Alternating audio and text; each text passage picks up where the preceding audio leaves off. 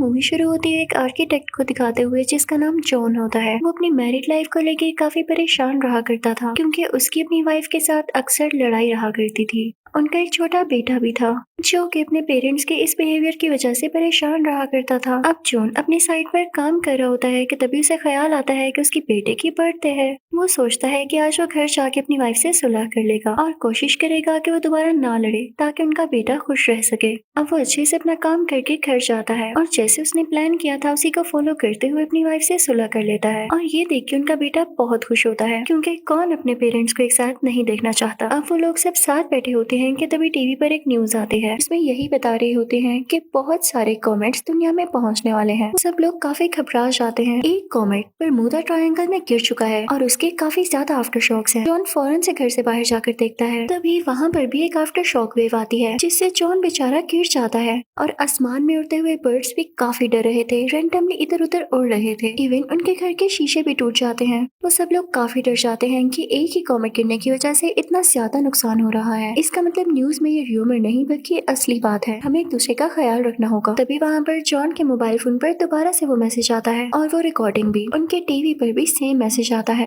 जिसे वहाँ पर मौजूद और लोग भी पढ़ लेते हैं और वो कहते हैं कि कैसी जस्टिस है, सिर्फ तुम्हारी फैमिली को ही क्यों चुना गया है, क्या हम इंसान नहीं। वो सब लोग जॉन को मीन कहते हुए उसके घर से निकल जाते हैं। अब जॉन और उसकी फैमिली पैकिंग करने लगती है। जॉन के बेटे को डायबिटीज होती है तो वो लोग उसकी इंसुलिन भी रखते हैं और फिर अपनी गाड़ी लेकर अपने घर से निकलने लगते हैं। तभी उनके सामने एक औरत आती है जो कि उनकी नेबर होती है और वो अपनी बेटी को उठाकर उनसे रिक्वेस्ट करती है कि प्लीज इसको भी अपने साथ ले जाओ। मैं नहीं चाहती कि ये यहाँ हमारे साथ मर जाए। लेकिन वो लोग ऐसे किसी को नहीं लेकर जा सकते थे क्योंकि उनको अपने साथ किसी को लाना अलाउ ही नहीं था। और ये ज्यादा बुरी बात होती अगर वो बच्ची वहाँ जाकर वहीं रह जाती। अब खैर ये लोग जैसे तैसे करके आर्मी बेस तक पहुंच जाते हैं जहाँ से इन लोगों ने आगे शेल्टर के लिए निकलना था। वहाँ पर काफी प्लेन्स खड़े हुए थे जिसके थ्रू ये लोग जाने वाले थे। अब ये लोग भी बाकी सारे लोगों के साथ खड़े हो जाते हैं लेकिन तभी जॉन को याद आता है कि मेरे बेटे की इंसुलिन तो गाड़ी में ही रह गई है। वो अपनी वाइफ से कहते हैं कि तुम प्लेन में जाकर बैठो, मैं इंसुलिन लेकर आता हूँ। लेकिन कई ज्यादा टाइम गुजर जाता है और जॉन वहाँ पर वापस नहीं आता। तो जॉन की वाइफ परेशान होकर सिक्योरिटी से कहने लगती है कि मेरे हस्बैंड मेरे बेटे की मेडिसिन लेने गए थे लेकिन अभी तक वो यहाँ नहीं आए, आप प्लीज उनका वेट कर लीजिएगा। लेकिन यहाँ पर जॉन की वाइफ से गलती हो गई थी क्योंकि जिस प्लेन में वो कुछ लोगों को लेकर जा रहे थे उनमें उनका रूल ये था कि वो पेशेंट्स को नहीं रखते। उस प्लेन में कोई भी पेशेंट अलाउ नहीं था तो वो जॉन की वाइफ और उसके बेटे को अपने साथ ले जाते हैं। उधर जॉन को जब मेडिसिन मिल जाती है तो वो वापस आता है। वो अपनी बीवी और बेटे को आवाजें देने लगता है लेकिन वहाँ पर कोई भी नहीं होता। वो समझता है कि हो सकता है ये लोग प्लेन में जाकर बैठ गए हों क्योंकि मैंने इनको बैठने का कहा था। और फिर वो भी प्लेन के अंदर चला जाता है लेकिन प्लेन में उसे अपनी वाइफ और बेटा कहीं नहीं मिल रहे होते तो वो उन्हें ढूंढने लगता है लेकिन फिर भी वो लोग उसे नजर नहीं आते। तो वो बैठ जाता है कि हो सकता है वो किसी और तरफ और ढूंढते ढूंढते यहाँ पर आ जाए। अब प्लेन में ही आदमी जब जॉन के हाथ में वो मेडिसिन बॉक्स देखता है तो उससे पूछता है कि तुम्हारी मेडिसिन है। तो जॉन कहता है नहीं मेरी बेटी की है। तो आदमी कहता है कि इस मेडिसिन बॉक्स के साथ तुम यहाँ पर कैसे आ गए, वो लोग तो सभी पेशेंट्स को बाहर रोक रहे हैं। तो जॉन यहाँ काफी परेशान हो जाता है ये सोचते हुए कि मेरा बेटा भी तो एक पेशेंट है और जरूर उन लोगों ने उसको रोक लिया होगा। वो प्लेन से बाहर जाने की कोशिश करता है लेकिन लोग उसे रोक लेते हैं कि बस अब ना तो कोई प्लेन से बाहर जा सकता है ना कोई अंदर आ सकता है क्योंकि प्लेन में जगह खत्म हो गई है। अब बाहर के लोग ये सुन के काफी गुस्से में आ जाते हैं। वो काफी एग्रेसिव हो जाते हैं कि हम इतनी मुश्किल से यहाँ तक पहुंचे और हमें अंदर नहीं आने दिया जा रहा, क्या हमारी जानें इंपॉर्टेंट नहीं है। तो पुलिस इतने सारे लोगों को कंट्रोल करने के लिए उन पर फायरिंग स्टार्ट कर देती है। अब दूसरी तरफ जॉन की वाइफ सिक्योरिटी गार्ड से रिक्वेस्ट कर रही होती है कि मुझे जाने दें, मेरे हस्बैंड वहाँ मेरा वेट कर रहे होंगे। वो बहुत बड़े आर्किटेक्ट है, उन्होंने गवर्नमेंट की तरफ से खुद मैसेज आया था। लेकिन उस तरफ पुलिस की फायरिंग की वजह से फ्यूल लीक होने लगता है, वहाँ पर आग लग जाती है। वहाँ पर बहुत बड़ा एक्सप्लोजन होता है जिसमें कई लोग मारे जाते हैं। जॉन की वाइफ काफी परेशान हो जाती है कि कहीं इस ब्लास्ट में जॉन को ना कुछ हो गया हो। वो जॉन को ढूंढने लगती है लेकिन उसे जॉन कहीं पर भी नजर नहीं आता। तो उसे एक आइडिया आता है। वो एक चिट पर लिखती है कि जॉन मैं अपने पेरेंट्स के घर जा रही हूँ, मुझे वहीं पर मिलना, तुम्हारी बीवी। और ये लिखकर वो अपनी गाड़ी के शीशे के साथ पेस्ट कर देती है ताकि अगर जॉन को हम लोग ना मिले तो वो एटलीस्ट अपनी गाड़ी के पास आकर ये नोट पढ़ ले। और फिर उसके बाद जॉन की वाइफ वहाँ से जाने लगती है। इधर जॉन भी अपनी वाइफ और बेटे को ढूंढ रहा होता है तो उसे भी वो लोग कहीं नहीं दिख रहे होते। और जब वो अपनी गाड़ी के पास आता है कि कहीं ये गाड़ी में न बैठ गए हों तो उसे गाड़ी पर वो नोट मिलता है। तो उसे पढ़ के उसे काफी अच्छा फील होता है कि शुक्र है मेरी बीवी और बेटा ठीक है। उधर हम जॉन की वाइफ और बेटे को देखते हैं जो कि एक स्टोर की तरफ जा रहे होते हैं और जैसे ही वो स्टोर में एंटर होते हैं तो वहाँ पर कुछ एग्रेसिव लोग उन पर फायरिंग करने लगते हैं लेकिन वो दोनों अपनी जान बचाकर वहाँ से बाहर निकल आते हैं। बाहर निकलते ही उन्हें कार नजर आती है तो जॉन की वाइफ वाइफ उस कार में बैठे आदमी से कहती है कि हम दोनों को अंदर आने दें, हमें एक एड्रेस तक पहुंचा दें। तो वो आदमी उनको कार के अंदर बिठा लेता है। अब उन दोनों में बातें होने लगती हैं। तो जॉन की वाइफ उसको बता देती है कि हम लोगों ने प्लेन में जाना था और शेल्टर की तरफ, लेकिन वो लोग इतने बुरे हैं कि उन लोगों ने मेरे बेटे को नहीं आने दिया क्योंकि इसे डायबिटीज थी। वो उसे सारी स्टोरी बताती है कि इस तरह से मैं अपने हस्बैंड से दूर हो गई हूँ और वो मुझे नहीं मिल रहे। जब गाड़ी ड्राइव कर रहा आदमी उसकी सारी बात सुन लेता है तो कहता है कि क्या वाकई उन लोगों ने पहले तुम्हें बुलाया और फिर इसको आने ही नहीं दिया? ऐसा कैसे हो सकता है? बल्कि इस बच्चे को तो ज्यादा जरूरत है शेल्टर की। उस आदमी की बातें कुछ अजीब भी फील हो रही थी। वो कहता है कि मैं खुद इसको वहाँ पर दोबारा छोड़ कर आऊंगा। तो जॉन की वाइफ कहती है नहीं नहीं,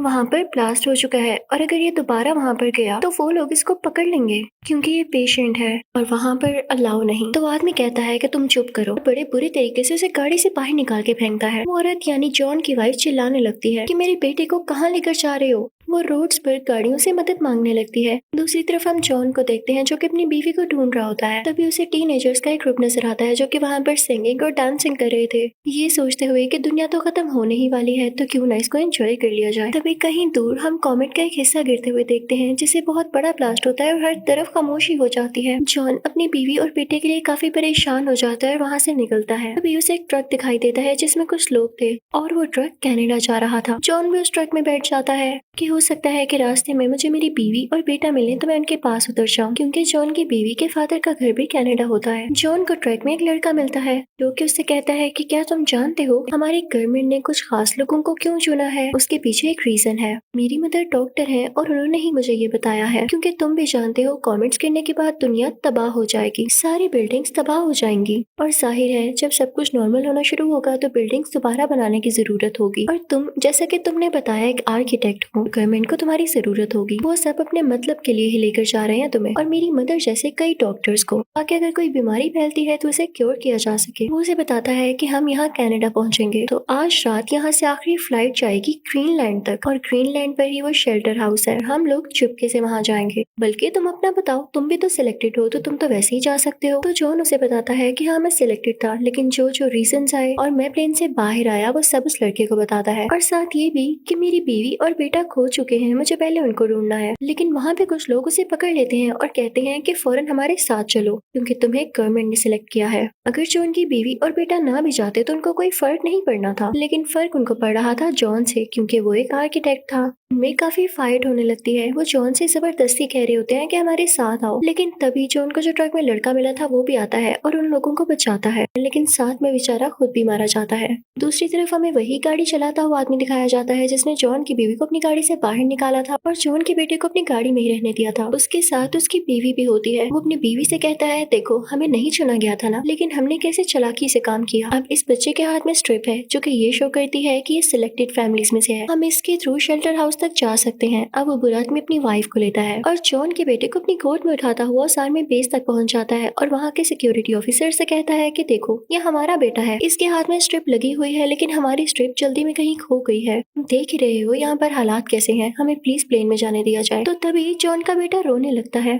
और कहता है अंकल ये मेरे पेरेंट्स नहीं है, इन्होंने मुझे किडनैप किया है, मुझे बचा लें। तो पुलिस समझ जाती है कि असल में गेम क्या है और छोटे बच्चे को अपने साथ नर्सिंग कैंप ले आते हैं। दूसरी तरफ जॉन की वाइफ काफी वरीड होती है, लेकिन लकीली उसे कोई लिफ्ट दे देता है तो वो भी यहाँ आर्मी बेस आ जाती है। सब लोगों से पूछने लगती है कि क्या आपने छोटे से बच्चे को देखा? वो अपने बेटे की निशानियां बता रही होती है। तभी एक सिक्योरिटी ऑफिसर उसे नर्सिंग कैंप पे ले आता है। जैसे ही वो लोग नर्सिंग कैंप पहुंचते हैं तो वहाँ पर एक डॉक्टर उसे बताता है कि आपके बेटे को हमने इंसुलिन लगा दिया है, परेशान मत हो, ये यहाँ सेफ है। तो जॉन की वाइफ अपने बेटे को गले से लगा लेती है। वहाँ जॉन की वाइफ एक नर्स से रिक्वेस्ट करती है कि क्या आप मुझे मेरे फादर के घर पहुँचा देंगे? वो उसे सारा एड्रेस बताती है। तो नर्स कहती है कि ओके आप फिक्र नहीं करें, वहाँ के लिए एक बस निकलती है, मैं आपको वहाँ पर बिठा दूंगी। तो जॉन की वाइफ काफी खुश हो जाती है और फाइनली उस बस के थ्रू वहाँ तक पहुँच जाते हैं। अब जॉन की वाइफ अपने फादर के घर से बहुत करीब होती है। दूसरी तरफ जॉन भी जैसे तैसे करता हुआ अपनी वाइफ के फादर के घर पहुँच जाता है। वो वहाँ पर जाकर उनसे पूछता है कि क्या मेरी बीवी यहाँ पर आ गई है? तो उसकी वाइफ के फादर कहते हैं कि नहीं बेटा, क्या उसने आना था यहाँ? वो सारे लोग काफी परेशान हो जाते हैं। जॉन उनसे कहता है कि अब परेशानी की बात पड़ने वाली है कि जल्द ही कॉमेट अर्थ से टकरा जाएगा, अगर वो यहाँ ना पहुंचे टाइम पर तो क्या होगा। तो जॉन की वाइफ के फादर उसे कहते हैं कि तुम चुप करो, इस सब तुम्हारी गलती है, मेरी बेटी और ग्रैंडसन की रिस्पॉन्सिबिलिटी तुम्हें दी थी मैंने, तुम उन्हें अपने साथ क्यों नहीं लाए हो? अब जॉन परेशान होकर बैठ जाता है और प्रे कर रहा होता है कि उसकी बीवी और उसका बेटा सेफ हो कि तभी उसको कॉल आती है जो कि उसकी वाइफ की होती है। वो कहती है कि हम घर के बहुत करीब हैं और जल्दी आ रहे हैं। तो जॉन कहता है कि मैं घर के बाहर आता हूँ, जल्दी से आ जाओ। और फाइनली जॉन अपनी बीवी और बेटे को देख लेता है। वो लोग गले लगते हैं और बहुत खुश होते हैं कि शुक्र है हम तीनों साथ हैं और किसी को कुछ नहीं हुआ। अब जॉन अपनी वाइफ से कहता है कि कॉमेट्स के कुछ पीसेस यहाँ गिरने वाले हैं, लेकिन ग्रीनलैंड में उन्होंने एक शेल्टर हाउस बनाया है, हमें फौरन वहाँ पर निकलना होगा।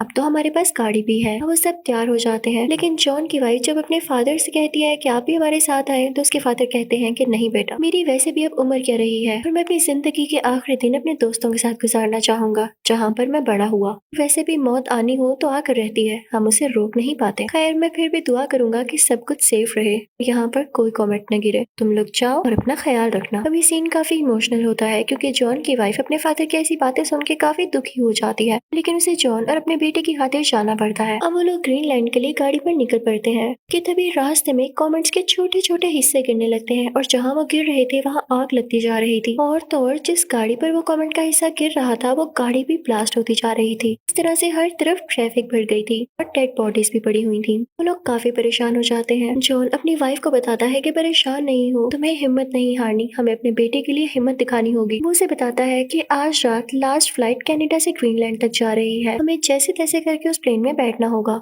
अब वो लोग तेजी से अपनी गाड़ी चलाने लगते हैं, लेकिन काफी देर हो जाती है। कनाडा से निकलने वाला आखिरी प्लेन अब रनवे पर था, वो टेक ऑफ करने ही वाला था। तभी जॉन अपनी गाड़ी उस प्लेन के सामने ले आता है। तभी पायलट बाहर आता है और उसे बहस करने लगता है कि तुम पागल हो गए हो। तो जॉन उससे रिक्वेस्ट करता है कि प्लीज, मुझे बाकियों का नहीं पता, लेकिन हम यहाँ पर सर्वाइवर हैं, मैं आपसे रिक्वेस्ट करता हूँ मुझे अंदर आने दें, मेरा छोटा सा बेटा है और इवन हम तो सिलेक्टेड फैमिलीज में से एक थे। तो पायलट को उन पर तरस आ जाता है और वो उन्हें प्लेन के अंदर ले आता है। फाइनली उनका प्लेन ग्रीनलैंड तक पहुंच चुका था, लेकिन अभी तक लैंड नहीं हुआ था। कुछ ही दूरी पर कॉमेट का कुछ हिस्सा जमीन पर जाकर गिरता है, जिससे बहुत बड़ा ब्लास्ट होता है और इसकी इतनी ज्यादा शॉक वेव्स जनरेट होती हैं कि ऊपर प्लेन तक आती हैं। इसकी वजह से उनका प्लेन एक पहाड़ के साथ जाकर लगता है और क्रैश हो जाता है। वो सिर्फ आगे से डैमेज हुआ था और उसका सिस्टम रुक गया था। लक की बात यह है कि उसमें आग नहीं लगी थी, ना ही किसी पैसेंजर को कुछ हुआ। तभी ये सारे लोग हाथ हिलाने लगते हैं क्योंकि सामने आर्मी होती है और आर्मी इनको रेस्क्यू करने आ जाती है। आर्मी फौरन से इन लोगों को शेल्टर हाउस के अंदर ले जाती है, जो कि एक बहुत बड़े बंकर की तरह था। वो वक्त आ चुका था जब बहुत बड़ा कॉमेट इस दुनिया पर गिर चुका था। बाहर बहुत बड़ा ब्लास्ट होता है जिससे पूरी दुनिया हिलने लगती है, जैसे बहुत बड़ा अर्थक्वेक आया हो। बहुत जोरदार आवाज आती है और शेल्टर हाउस यानी उस बंकर के अंदर लोग भी काफी हिल जाते हैं और डरने लगते हैं। जॉन अपनी फैमिली को गले से लगा लेता है और यहाँ पर उसे सारे फ्लैशबैक आने लगते हैं